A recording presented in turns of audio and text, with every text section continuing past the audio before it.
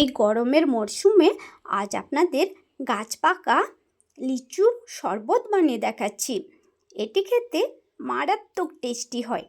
এটি বানানোর জন্যে প্রথমে লিচুর খোসাগুলোকে ছাড়িয়ে নিতে হবে।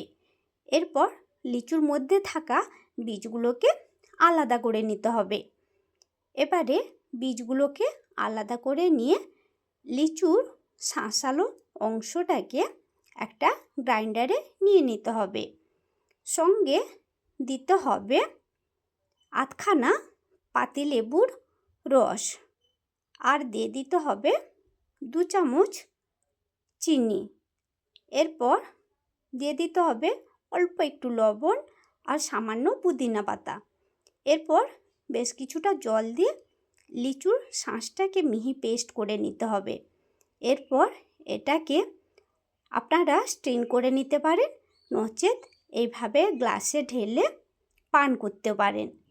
এবারে দারুণ টেস্টি মুখরোচক লিচুর শরবত রেডি।